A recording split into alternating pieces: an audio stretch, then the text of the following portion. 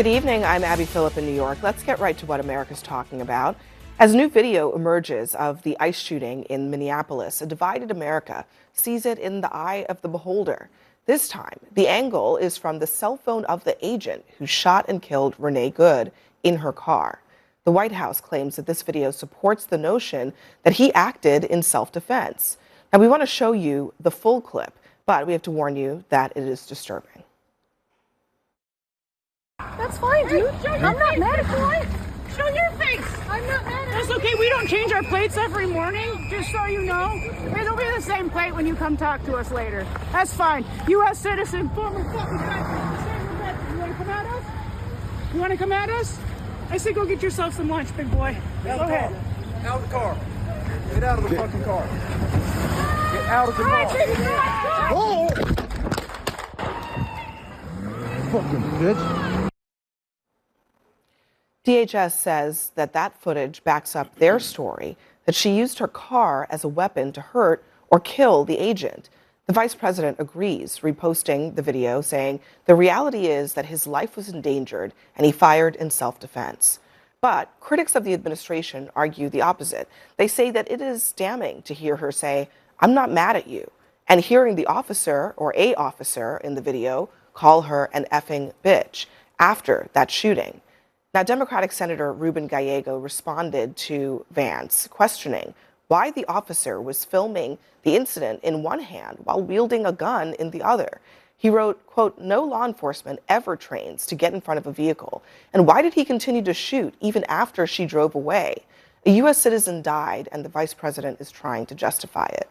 Joining us in our fifth seat is Darren Porcher, a former NYPD lieutenant. Darren, I wonder what you think of those questions that Ruben Gallego poses about both what the officer was doing. He was holding the gun in one hand, apparently recording in the other, then fires a shot while also still recording. And then also just where he was positioned. Does that matter? It does. This is very significant. I was a lieutenant in the NYPD's Internal Affairs Bureau, so on many occasions of investigating shootings of this magnitude. And one of the things that we always trained officers to do is step away from the vehicle. And this, when we look at from a procedural perspective and best practices in policing, this is spot on. You don't want to put yourself in harm's way. You want to step away from the vehicle and simply jot down the license plate number and get the person in another time. The offense here is somewhat trivial. I don't see a felony that was committed. I don't see an acrimonious act where it created the propensity for an assault against another common citizen. In addition to that, after the vehicle pulled away, after that first shot, you see two more shots on the driver's side. So the threat had already passed. However, the officer continued to fire additional rounds. Therefore, I think that this is really going to be questionable from the perspective of the 1989 court decision as it relates to Graham versus Connor, which introduces when and how a police officer can use force. Procedurally, this is not sound, but from a law perspective, it can be somewhat questionable. All right, Scott? I mean, contrary to what I heard out here the other day, this person was not a random passerby who just happened to be driving through her neighborhood. This person is part of a group of people who form convoys to interfere with federal law enforcement operations. They drive convoys of cars into active law enforcement situations. They interfere with ongoing law enforcement activity. This is a felony to do that, A. B, this person had been following ICE around all day, apparently, according to witnesses, now according to further reporting. C, they didn't follow lawful commands to stop, get out of the car. D, they accelerated a car into the officer. It clearly hit the officer. I don't understand how you could watch this video and all the other videos that have come out and not come to the conclusion that this is an unfortunate, tragic situation that was caused by someone, the person driving the vehicle, using extraordinarily poor judgment from top to bottom. Doesn't make me happy. I don't like it. I hate this. I don't like it when U.S. citizens or anyone dies in any kind of a engagement with law enforcement like this. But this person exercised extremely poor judgment and put themselves in harm's way, probably committing a felony in the process, and this is the result. Can I just ask how you not see this in the gray area? That was great. That was a great gray area? Yeah. The police officer walks around the front of the car. So the way it was initially told, and by the way, I'm not left or right, so don't think I'm a liberal and so I'm automatically going to defend. But the way it was initially described by Kristi Noem was that this car was going after him almost like as though the car was going down the street. He winds his way around after 6 months earlier having been dragged by a car. So he did put himself in harm's way. That doesn't mean she was right to do it. But the problem that I have with this conversation generally, not you personally, is one side wants to see it one way and one side wants to see it the other way, and there ain't no middle ground, and there is. She should have listened to the command. He should not have been where he was. He overreacted.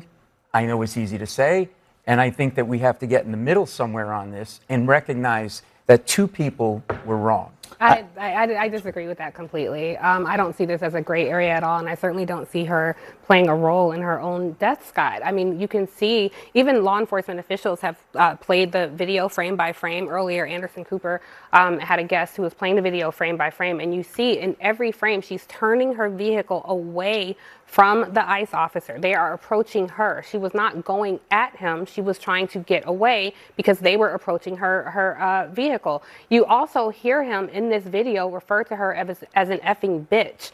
None of this seems like someone who should be in a position of filming her on his phone. He is the officer. He is the one with the weapon. He has all the power in this situation. Regardless if she's a protester or not, you were saying those things almost as if it justifies her being shot by him. That's just not true. Since Trump's second term, there have been 16 shootings involving ICE agents. 4 of those have resulted in death, including Good. Other times, there have been 14 incidents where ICE agents have pulled a weapon. Another 14 episodes where ICE agents have used a weapon that wasn't lethal, like pepper balls and rubber balls, rather, pepper spray. This is not okay. This is not normal behavior. And I think if we pretend that there's a middle ground here, we don't have to come to the middle, actually. We could just use our eyes and ears and look at what we saw. There was nothing confusing about that video. But she's not a protester, right? She was there to interfere. She had her car sideways in the middle of the road. So she deserved to be murdered? That can't seriously be your point. You use the term protester. We keep using that. She's not a protester, okay? She's there to interfere with law enforcement. She has her car sideways in the road. She's clearly been doing this, as has been reported. She's part of an active group to do this. Regardless of what you want to call her, are you justifying her being shot by an ICE agent? Are you justifying her pulling into the officer? She was not pulling. I'm disputing the basis of that. That's not factual.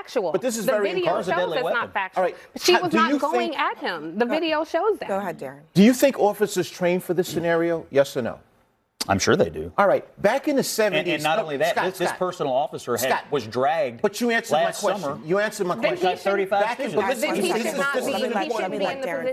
the 1970s, there was a study done on how police officers should engage individuals in cars. Whenever you and what came out was whenever you shoot a person that's driving a motor vehicle and you're successful, the centrifugal force of that vehicle will continue to move forward. Therefore, you do not defeat the threat. So what do you do in a situation like that? You move away from the car. And we found on a national level that police have gained an overwhelming level of success in terms of trying to get away from the vehicle as opposed to putting themselves in harm's way. Can I ask you another question, Darren? The exchange, we're very focused, rightfully so, on what happened with the officer with the gun. But I'm also curious about the interaction with the other officer who approaches her window. And we see in the video, he says, "Get out of the effing car," and grabs the door handle, presumptively to try to pull her out. I have questions about that and about that tactic. And I keep hearing people talking about de-escalation being something that seems absent, not just in this situation, but in a lot of interactions that we have observed with ICE and citizens, whether they're protesters or others.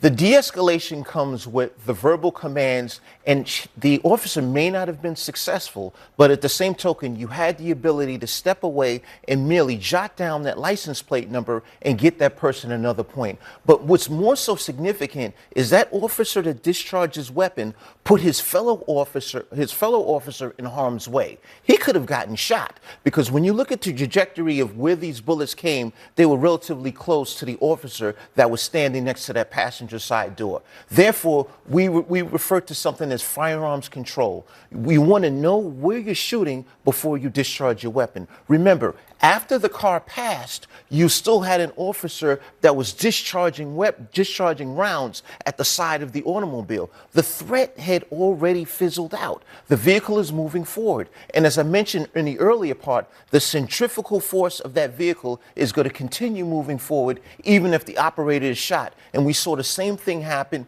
in this video. After the lady was shot, the vehicle continued to move forward and crash into another auto. Also, don't you think, real quick, that I keep going back to the behavior of the officer that went up and said, get out of the effing car. It was very clear that he felt pretty comfortable in terms of his safety with this car and this woman. He walks up, he reaches in, he can see. So if I'm his fellow officer coming this way, I see that he's not screaming, gun, gun. He's not freaking out. You know that this is sort of a woman in her car. She's not really a threat. It just felt so ratcheted up for what was happening around him, that gentleman who was taking the photos with his camera. And I felt like he wasn't keying off of what was going on. We can't admit he was hit by the car, correct? Well, we don't know. We don't know if the camera. No, we don't know if the camera hit the car. He was hit by the car. We don't know if the camera was hit by the car in his hand. We don't know that. He was hit by the car. Okay, he was hit by the car. Okay, and he was hit by the car jumping out of the way. In other words, if he had not jumped out of the way, he would have been killed. I disagree.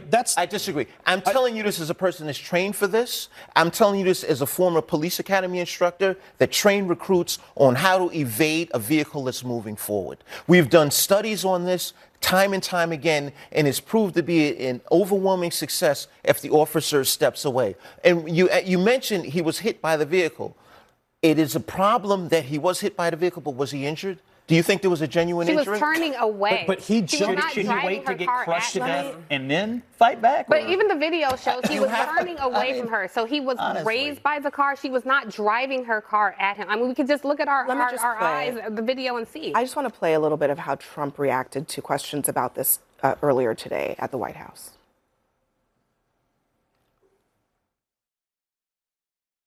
There was a woman screaming, shame, shame, shame, shame.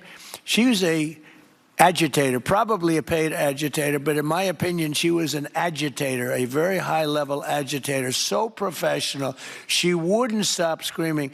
I said, this isn't a normal situation. This is a professional troublemaker. You have agitators, and we will always be protecting ICE, and we're always going to be protecting our Border Patrol and our law enforcement. I just wonder, is it not possible for regular Americans to decide that they disagree with ICE's tactics? They want to yell shame at ICE. That's not a crime. Recording is not a crime. Blowing whistles is not a crime. Why does that make you, A, a professional agitator, or B, as they said earlier in this week, a domestic terrorist? Well, protesting is perfectly fine in this country. That's not what was happening in this case. And as we saw from the reporting in the last 24 hours, there is a group of people who are being trained to use vehicles in convoys to disrupt ICE operations. Exactly, Scott? Disrupt to do what and impede exactly? ICE operations. Well, hold on. I mean, I think this is important. What are disrupt and impede? What are you Do you have suggesting quantitative that she was statistics doing? to support this conclusion? Yeah. I read the article in the New York Post that went chapter and verse through all the training. Everything in the Post is absolutely right. The New York Post. I know it's not convenient to your narrative, but they're training to impede and obstruct. I feel like I'm taking. But that doesn't justify getting shot. I mean, and there's a cause and effect here. I can't here. speak to the crazy pills, but in the video, I mean, you're denying in the video, things that have been openly reported. Scott, listen, I'm not going to treat the New York Post like the Bible, okay?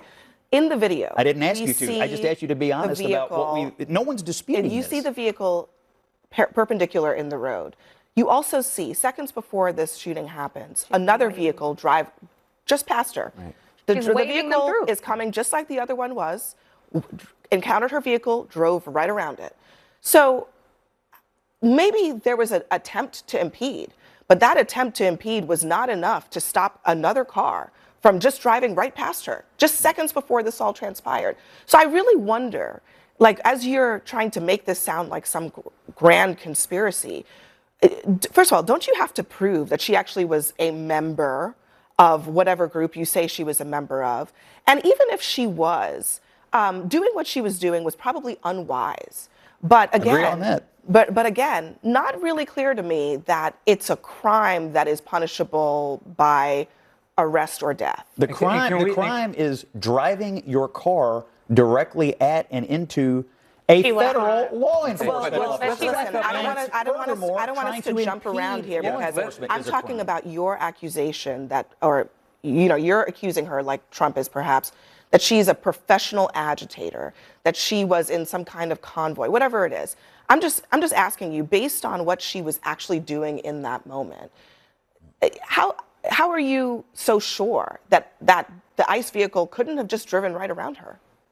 Look, all I can do is look at the video, listen to what the witnesses have said, and look at the facts. These people in these convoys are following ICE around, actively trying to impede law enforcement activity. That's number one, and yes, that is a crime. Is following ICE around a crime? And number two, they are also being trained ICE around a to crime, actively Scott? impede. For the purpose of impeding them, yes. Is following ICE around a crime? For the purpose of impeding them, yes. What do you mean by impeding? No, it is not. Getting in their way, interfering with the wasn't discharge in of their their way, duty. though, She was literally driving them through. Can we talk about I get that, but don't you think that we actually have to demonstrate that she did that she was obstructing their ability to actually do their job? Could they have driven around her? It's a very important question. They asked her to stop and get out of the car. She wouldn't do it. No, that was after her that. wife told her to, quote, drive, baby, drive. Okay, listen, and told her to drive into the guy. I'm not justifying her decision to drive, but I'm saying, watching the video from all the different angles, he says, get out of the effing car, and literally within seconds, shots are fired. Okay. After she says, I'm not mad. In a matter of seconds, the car moved and hit him in the shins. But what would have been the worst? What was the worst thing that happened if she actually got away? Right? Like, they had her license plate. Getting away is not the issue. The issue is he thought she was running over him in a car. Let's talk about cause and effect. You keep saying they're out there, they're agitating, they're doing these things. They are. Do you think people are doing this because they're mad? You know why they're doing it, Scott? They're afraid. They don't understand. They don't look too afraid to me. They don't understand what's happening in their communities right now. Is that a good reason to drive your car into a federal law enforcement? She did not drive her car into a law. Most people are fine ridiculous. with cleaning up immigration. I'm fine with it. The border policy is working pretty well. For some people, having guys with masks and no cameras and very aggressive tactics, and at times not having a search warrant, scares people. So what are they doing? They feel like they have to police the police. Okay. Now, hang on. Just 1 second. I want to answer you because it's a thoughtful comment. Please acknowledge that there is cause and effect in life. That a plumber in Minnesota isn't going, I got nothing to do tonight. I'm going to go agitate. They're afraid and they're protecting each other. So if the government... What is she afraid of? She's afraid of a president that's calling her an agitator when she's not. Of Kristi Noem calling her a domestic terrorist when she's not. Okay. All of that foments anger and fear, which creates conflict. And that's why my brother... I want to answer your question. If you do not like a federal law, if you do not like the way a federal law is being enforced, what we do in this country is call our congressmen, call our legislators and say, let's change the law. Let's change the policies. What we do not do is drive our cars into and over the people who are simply there enforcing the laws that are on the books. What about you can change laws. I have no problem with protest. That's not protest. That is impeding federal law enforcement. Again, it's a perfectly legitimate political position. She wasn't impeding because they could get around. No, but we've only seen 30 seconds of the video. We don't know what was there for the 2 hours. If you've only seen 30 seconds, then how do you know that she's impeding federal law enforcement? That's literally not what the video shows. On the other side of the break. But thank you very much to Darren Porcher for being here with us. Next for us, Tucker Carlson calls out the right for being hypocritical over their reaction to the shooting versus their reaction to Charlie Kirk's assassination. Plus, it is the harshest threat yet. Donald Trump says the United States will own Greenland, whether they like it or not.